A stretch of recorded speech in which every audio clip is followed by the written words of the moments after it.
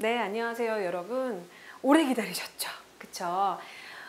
오늘부터 초등학교 졸업학력 검정고시, 그쵸? 총정리의 해설을 맡게 된 임채정입니다.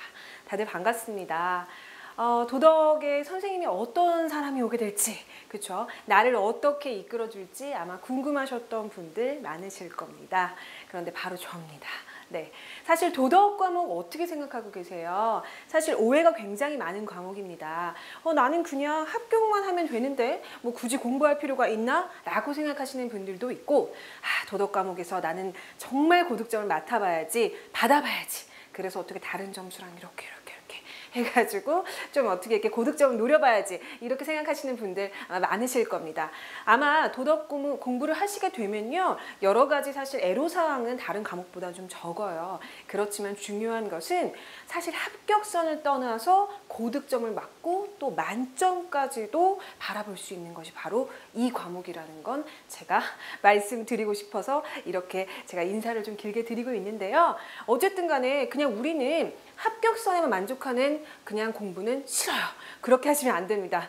이 수업을 들어오신 이상 고득점을 넘어서 정말 만점까지도 제가 확신 드릴 수 있고 확답 드릴 수 있는 그런 강의 준비했으니까요. 여러분 지금부터 긴장 많이 하시고 저 따라오시면 되겠습니다. 그럼 시작하시죠.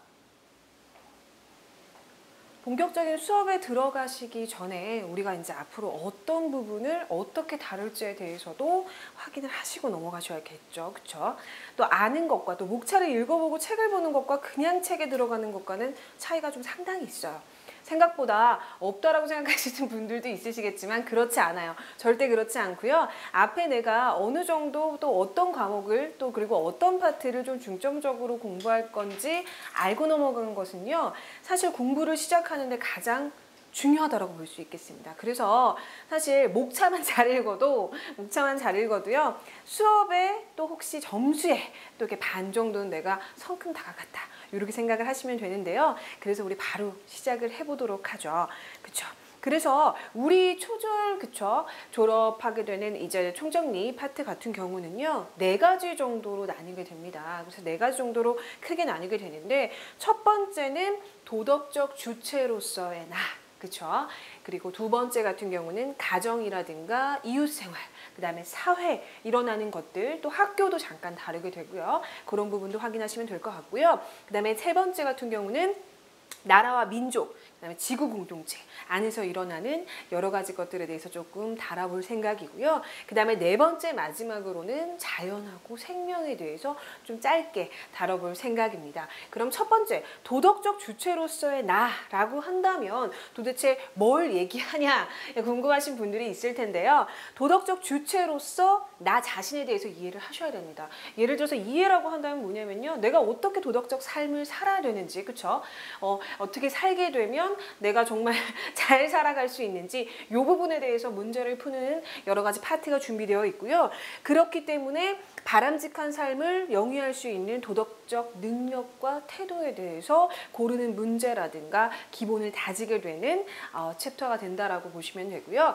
두 번째 같은 경우 가정, 이웃생활과 사회 파트를 보시면요, 나도 있죠. 나. 첫 번째 파트에서 나를 다뤘죠. 나를 다뤘기 때문에 두 번째로, 그 다음에 이제 나보다는 조금 더 큰 범위인 가정, 그 다음에 학교, 그 다음에 사회생활에서 만나는 사람들과의 관계에 대해서 여러 가지 방면으로 우리가 좀 살펴볼 예정입니다. 그렇기 때문에 그 부분에 대해서 우리가 어떻게 하면 잘 살아갈 수 있는지에 대해서 다뤄볼 생각이고요. 그런 이해를 바탕으로 다른 사람들하고 우리가 어떻게 하면 조화롭게 살 수 있는, 그쵸? 성품하고 여러 가지를 갖출 수 있는지 우리가 보면서 넘어가도록 할 겁니다.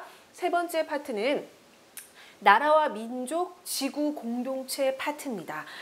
사실 우리가 뭔가를 다루게 될 때 도덕과 과목에서 나라와 민족, 그 다음에 지구, 뭐 환경, 이런 부분에 대해서 다루지 않을 수가 없는데요. 바로 세 번째 파트와 네 번째 파트 같은 경우는 조금 넓은 범위의 도덕에 대해서 다룬다라고 보시면 될 것 같습니다. 그래서 세 번째 같은 경우는 국가, 그쵸? 나에 대해서 알아봤고, 가정 알아봤고, 학교 알아봤고, 이웃 알아봤다, 이렇게 된다라고 하면 우리는 국가, 그 다음에 크게 됐을 때 민족, 그렇죠? 그렇게 대해서도 우리가 좀 알아봐야 된다라는 겁니다. 그래서 지구 공동체 관계에 대해서 이해를 제대로 하고 있느냐, 그리고 어떻게 하면은 제대로 살아갈 수 있느냐, 이런 부분을 좀 볼 거고요. 그 다음에 더 나아가서 우리가 여기까지 생각을 해야 되는지 모르겠지만 국가의 발전, 그렇죠? 이렇게 어떻게 하면 우리가 국가가 발전할 수 있는지 이 부분도 좀 보게 되고요. 민족, 그리고 우리가 영원한 숙제적 통일에 관련해서도 좀 얘기를 할 겁니다. 그래서 북한